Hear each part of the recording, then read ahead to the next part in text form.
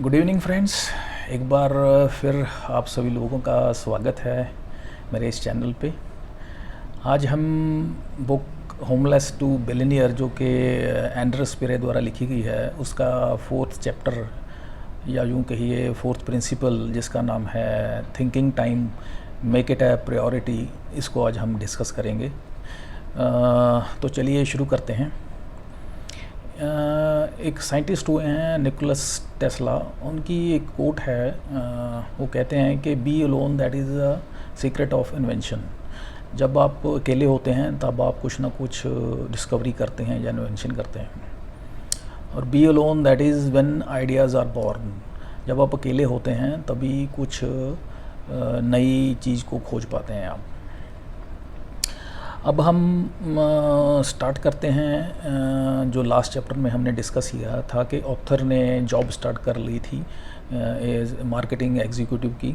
उसके बाद वो जॉब करता रहा और एक सेल्स डायरेक्टर की पोजीशन तक पहुंच गया था। फिर उसने क्या किया, अल्टीमेटली उसका जो ड्रीम था वो तो खुद रियल स्टेट एंटरप्रेन्योर बनने का था। तो इसलिए उसने वो जॉब जो रिज़ाइन कर दी, छोड़ दी और उसने एक रियल स्टेट एजेंसी अपनी खोल ली, क्योंकि तब तक उसने काफ़ी पैसा इकट्ठा कर लिया था कि वो एक रियल स्टेट एजेंसी खोल सके। और उसमें इतना कॉन्फिडेंस, करेज और इमेजिनेशन, क्रेडिबिलिटी जो आ गई थी कि वो इस काम को कर सकता था। बट अभी भी उसको बहुत कुछ सीखना था, बहुत कुछ लर्न करना था एक बिजनेस को चलाने के लिए।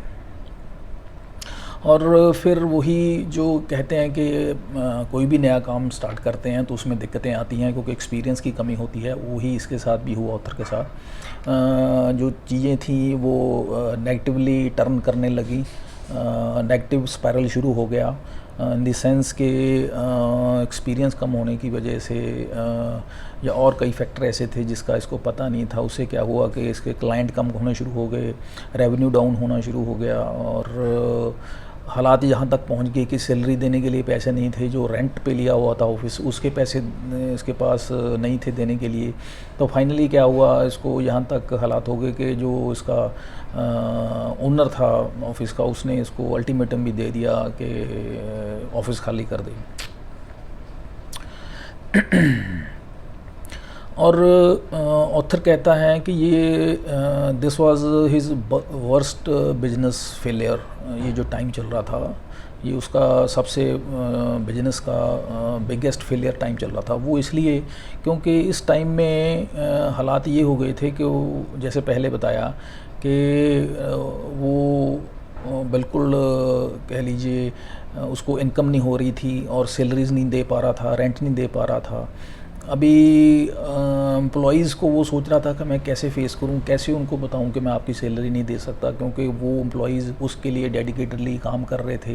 उनकी फैमिलीज़ उस पर डिपेंडेंट थी, उस पर फेथ करके वो काम कर रहे थे। तो उसको बड़ा ऑकवर्ड फील हो रहा था, बड़ा उसको पेनफुल उसको लग रहा था कि मैं मतलब किस मुँह से उनको जवाब दूँ या किस तरह से इस चीज़ को, इस चैलेंज को फेस करूँ। तो ये इसके लिए हार्डेस्ट टाइम था उसकी लाइफ में, उसके लिए ये टाइम मोमेंट्स जो थी। लेकिन उसके बाद अल्टीमेटली फिर क्या हुआ, उसको अपनी बैंकरप्सी डिक्लेयर करनी पड़ी इस हालात में चलते हुए। और फाइनली क्या हुआ, उसकी जो एजेंसी थी वो क्लोज़ हो गई। और उसके बाद ये होने के बाद सारा फिर उसके बाद उसने बैठ करके पहले ब्रेनस्टॉर्मिंग की, खुद बैठ के अपने आप बैठ के सोचा कि ये सारी घटनाएं क्यों हुई मेरे साथ, उसके क्या कारण थे, ये क्यों हुआ, इसके पीछे क्या कारण था, कहाँ हुआ, कैसे हुआ, ये सारा कुछ था। जो रीजंस फाइंडिंग, उसने फॉल्ट फाइंडिंग शुरू की उसने, जिसको हम कहते हैं रूट कॉज एनालिसिस। और उसमें फिर सारा कुछ उसने राइट डाउन किया कि क्या क्या उसने गलतियाँ की। तो और फाइनली गलतियाँ उसने जब राइट डाउन की तब उसने फाइनली फिर उसको बाद उसने ये सब कुछ करने के बाद उसके पास लास्ट ऑप्शन जो था कि अब इन सारी गलतियों को वो कैसे इम्प्रूव कर सकता है। तो उसके लिए उसका, क्योंकि ऑलरेडी उसका एक्सपीरियंस रहा था, उसने बुक्स वगैरह पढ़ी रखी थी काफ़ी मोटिवेशनल स्पीकर्स की एंड ऑल दैट। तो उसने फिर अपना जो है कह लीजिए माइंड को पॉजिटिव पहले तो किया, अपना माइंडसेट जो है पॉजिटिव किया। उसके बाद फिर क्या हुआ, उसने जो कह लीजिए एक जो ये ठान ली कि वो क्विट नहीं करेगा, अपना दोबारा ट्राई करेगा, अपनी जो चैलेंजेस हैं उसको उनसे भागेगा नहीं। तो उससे फिर क्या हुआ, बेनिफिट उसका क्या हुआ कि अल्टीमेटली उसने दोबारा रिपीटरली जब ये ट्राइज करनी शुरू की तो फिर वो दोबारा उसका मेन स्ट्रीम में उसने आना शुरू कर दिया, उसका बिजनेस फिर कह लीजिए धीरे धीरे चलना शुरू हुआ। अब यहाँ पे इस चैप्टर में 4 कॉन्सेप्ट्स दिए हैं ऑथर ने, उनको हम एक एक करके डिस्कस करते हैं। पहला कॉन्सेप्ट है लर्निंग फ्रॉम मिस्टेक्स। अब जैसे कि पहले बताया, ऑथर ने कुछ गलतियाँ उसको महसूस हुई, उसने जो नोट डाउन की, उसमें सबसे पहली गलती जो उसने नोट डाउन की कि उसने सबसे बड़ी और सबसे मेजर ब्लंडर जो किया वो ये किया था कि उसने जो अपना ऑफिस बनाया था वो शहर से काफ़ी दूर एक रिमोट एरिया में बनाया या रेंट पे लिया। और वो उसका कारण ये था कि वो उसको कम पैसे में बहुत ज़्यादा स्पेस मिल गई थी और वो ये चाहता कि था कि मैं कुछ स्टार्टिंग में ही एक बिज़नेस को जो है एक बड़े लेवल पे स्टार्ट करूं और क्लाइंट्स को जो हैं अपने जो कस्टमर्स आएंगे उनको एक कह लीजिए ज़्यादा इम्प्रेस कर सकूं। इस चक्कर में लेकिन हुआ क्या, क्योंकि वो आउटस्कर्ट्स पे था और लोगों की सेस वहाँ पे कम थी, तो उस चक्कर में क्या हुआ कि वो क्लाइंट्स उसके पास उतने जो एक्सपेक्टेड थे वो नहीं आए और उसकी वजह से फाइनली जो एक कह लीजिए रेवेन्यू जनरेट होना था, क्योंकि जब तक कस्टमर नहीं आएंगे तो रेवेन्यू नहीं आएगा तो प्रॉफिटेबिलिटी नहीं होगी तो जो उसके जो एक्सपेंडिचर हैं वो उसको हैंडल नहीं कर पाएगा। और उसके साथ यही हुआ कि उसका जो है वो ऑफिस ऐसी लोकेशन पे था कि कस्टमर बेस नहीं बना, और कस्टमर बेस नहीं बना तो उसके रेवेन्यू जनरेट नहीं हुआ तो ऑब्वियस है उसके फाइनली जो है कह लीजिए एक्सपेंडिचर्स जो थे, सैलरीज थी या रेंट थी, वो नहीं दे पाया और अल्टीमेटली उसका जो है बिजनेस का कोलैप्स हुआ। So this was the first reason जिसका जो कारण बना उसके बिजनेस फेलियर का। और सेकंड जो उसने फॉल्ट उसने फाइंड आउट किया, that was again a very shocking factor for his failure in the business. that was कि उसने देखा कि उसने अपनी जो गोल राइटिंग की एक प्रैक्टिस थी, गोल राइटिंग करने की, डेली एफर्मेशन करने की, मेडिटेशन करने की या एक बुक रीडिंग की जो और विजुअलाइजेशन करने की जो प्रैक्टिस करता था वो ऑलरेडी पहले उसने छोड़ दी थी वो।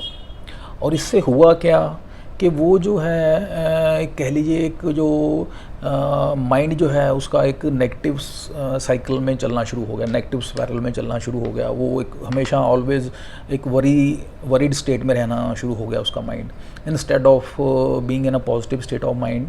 वो अब उसका दिमाग जो है एक नेगेटिव स्टेट में रहना शुरू हो गया, क्योंकि उसने ये सारी चीज़ें जो एक्टिविटीज़ थी वो छोड़ चुका था, अनवॉलंटरी कह लीजिए या मतलब अनदेखे में वो छोड़ चुका था। और इसके बाद फिर जो है उसने जब ये उसको ध्यान आया कि उसने ये सारी एक्टिविटीज़ छोड़ दी हैं और इतने कह लीजिए इसकी वजह से वो सैडनेस और स्केर्सिटी का उसके माइंड में एक ख्याल आने शुरू हो गए थे, जब instead of having a happiness as well as abundance, ये सारा कुछ नेगेटिव स्पायरल उसके माइंड में चलना शुरू हो गया था। तो फिर ऑथर ने ये जब ये फॉल्ट फाइंडिंग कर ली तब उसने कहा कि I have to restart it, और उसने वो ऐसा ही किया। तब उसने वो सारी एक्टिविटीज़ जो थी, गोल सेटिंग करना और मेडिटेशन करना, विजुअलाइजेशन करना, एफर्मेशंस डेली बेस पे करना, वो सारी एक्टिविटीज़ जो एक कह लीजिए एक डेली रजीम था वो उसको फॉलो करना शुरू किया।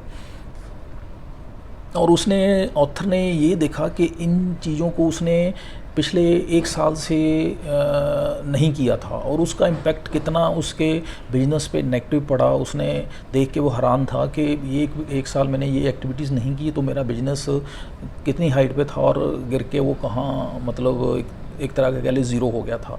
ही was shocked by this fact.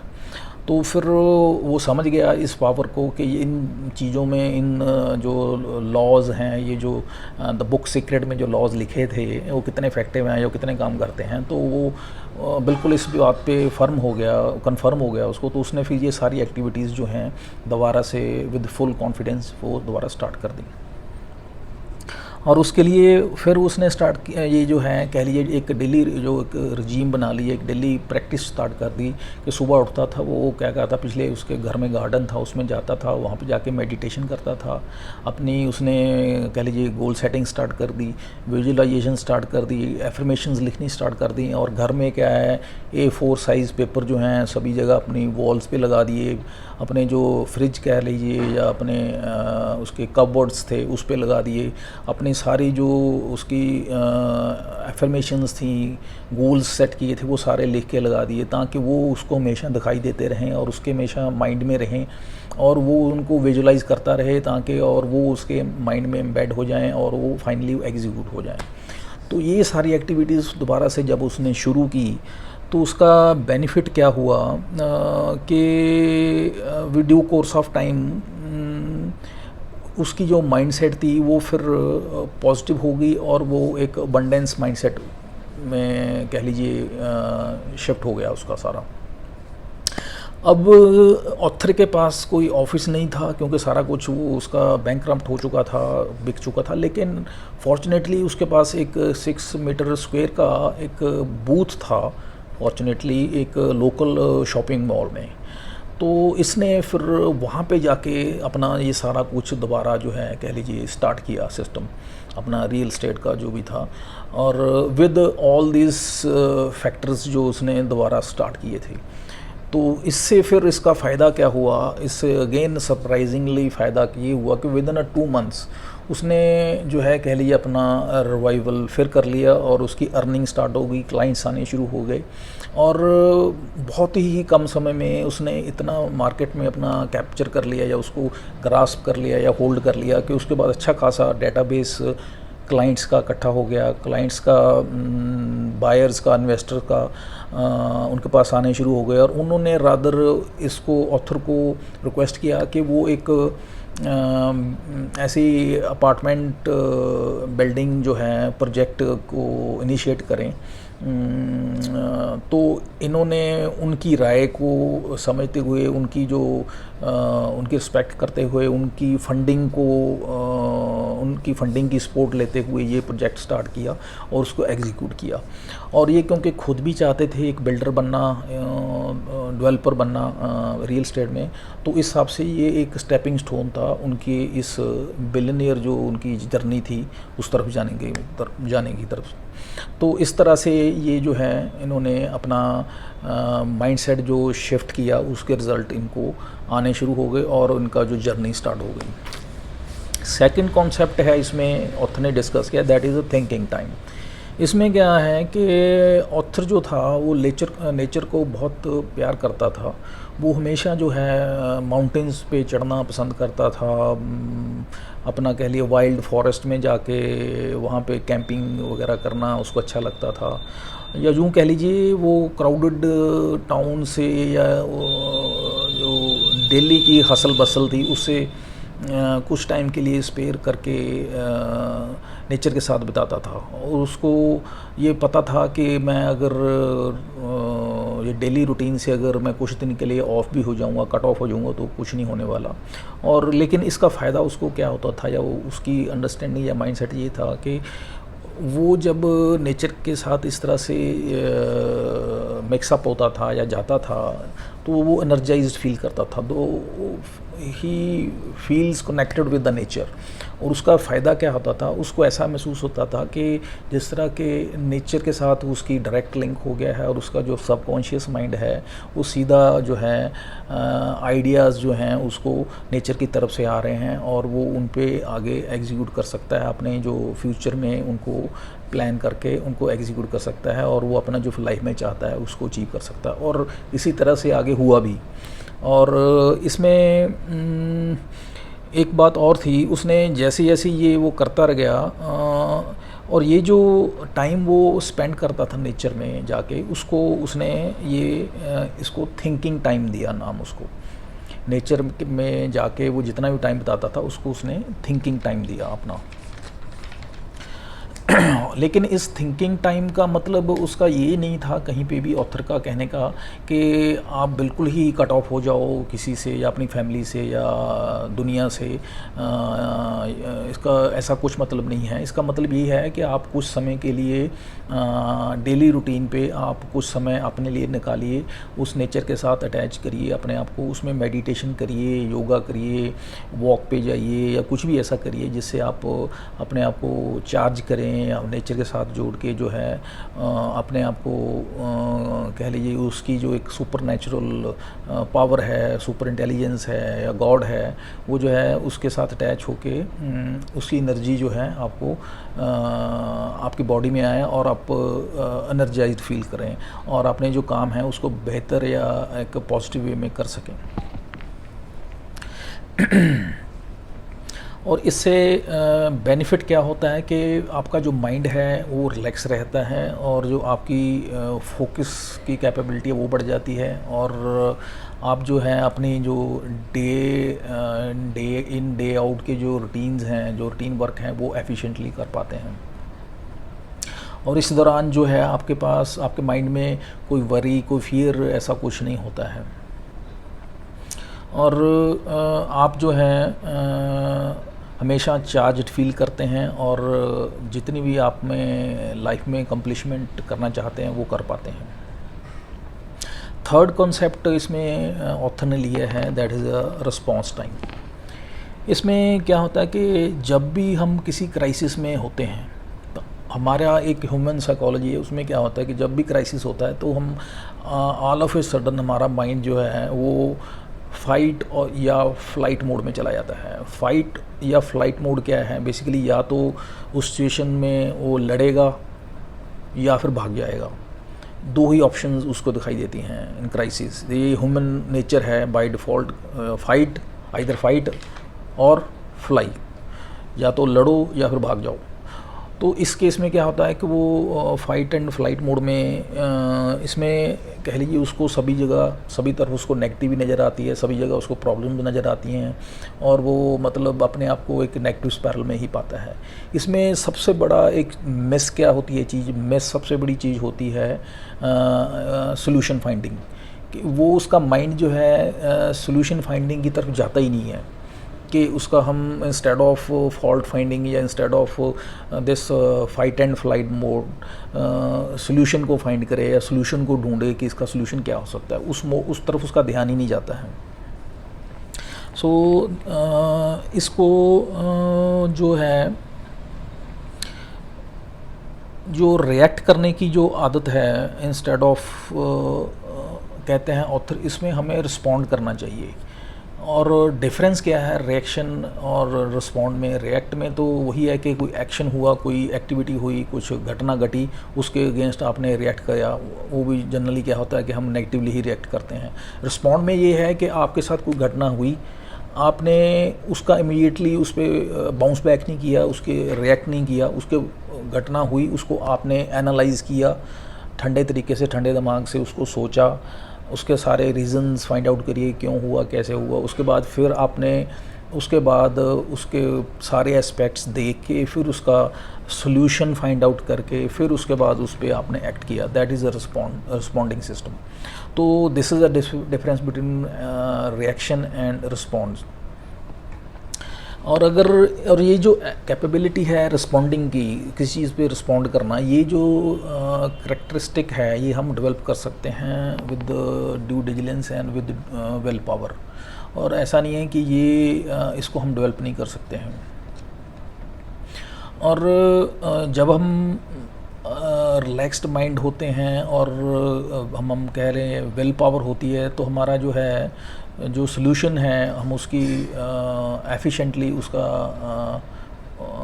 किसी भी प्रॉब्लम का जो सॉल्यूशन है इफेक्टिवली उसका फाइंड आउट कर लेते हैं। और ये जो है फिर एक आपकी एक हैबिट बन जाती है और ये आपकी ऑटोमेटिकली आपके कैरेक्टर में इम्बाइब हो जाता है। ये एक डॉक्टर हर्बर्ट बेंसन हुए हैं अमेरिका में, जो कि माइंड बॉडी मेडिसन एक इंस्टीट्यूट था हार्वर्ड यूनिवर्सिटी में। उनमें इन्होंने एक कॉन्सेप्ट कॉइन किया था जिसका नाम था रिलैक्सेशन रिस्पॉन्स। ये रिलैक्सेशन रिस्पॉन्स क्या था? रिलैक्सेशन रिस्पॉन्स में क्या होता है कि this is a person's ability, ये हर एक बंदे की बॉडी की एक एबिलिटी है जिसमें क्या होता है कि बॉडी में से कुछ केमिकल्स निकलते हैं और ब्रेन के जो कह लीजिए सेल्स हैं या ब्रेन के जो कुछ सिग्नल ऐसे देता है जिसमें बॉडी के ऑर्गन्स जो हैं वो अपनी मूवमेंट स्लो हो जाती है उनकी, और ब्लड जो सप्लाई है ब्रेन को वो बढ़ जाती है। इससे होता क्या है? इससे दो चीज़ें होती हैं। ऑर्गन्स की मूवमेंट्स कम होने से जो है आपकी एनर्जी जो है वो वेस्टेज नहीं होती है, या एनर्जी आपकी सेव रहती है, सेविंग मोड पे चला जाता है आपकी बॉडी, एनर्जी सेविंग मोड पे। प्लस ब्लड फ्लो ब्रेन में बढ़ने से क्या होता है कि आपकी जो थिंकिंग पावर है, थिंकिंग कैपेबिलिटी है, वो बढ़ जाती है दिमाग की। आप सोल्यूशन फाइंडिंग मोड में चले जाते हैं इंस्टेड ऑफ फॉल्ट फाइंडिंग या कन्फ्यूजनिंग मोड में। सो ये जो है रिस्पॉन्स, रिलैक्सेशन रिस्पॉन्स जो है, ये जो फाइट एंड फ्लाइट मोड जो है उसका बिल्कुल ऑपोजिट है। और ये जो रिलैक्सेशन रिस्पॉन्स है, this is nothing but just a deep relaxation. और ये जो टेक्निक है ये हम जो कह लीजिए डेवलप कर सकते हैं by means of meditation, visualisation and this yoga and deep breathing exercises like that. और फोर्थ कॉन्सेप्ट इसमें ऑथर ने डिस्कस किया है, that is being alone, a form of self care. इसमें क्या होता है कि finding and having a time for yourself. आप अपने के लिए टाइम निकालें और अपनी सेल्फ डेवलपमेंट आपने कैसे करनी है उसके बारे में अकेले में बैठ के सोचें। उसको कहते हैं कि being alone as a form of self care. इसमें आप अकेले में बैठ के सोचते हैं अपनी जो लाइफ में अपने गोल्स अचीव करने हैं, या कह लीजिए वो शॉर्ट टर्म भी हो सकते हैं, लॉन्ग टर्म भी हो सकते हैं, उसके बारे में फाइनलाइज करके फिर उनको एग्जीक्यूशन कैसे करना है उसको चार्ट आउट करते हैं। और इसका मतलब है कि आप अपने आप को प्रायोरिटी देते हैं, आप अपने आप को प्यार करते हैं, और जो इंसान अपने आप को प्यार करता है वो सभी को प्यार करता है। और इसमें इंसान जो है अपनी कह लीजिए बेस्ट वर्जन जो है अपने आप का रिप्रेजेंट करता है सोसाइटी में। और ये सबसे बड़ा कह लीजिए आपके किसी भी इंसान के लिए या किसी भी पर्सनैलिटी के लिए सबसे बड़ा मोटिवेटिंग फैक्टर होता है।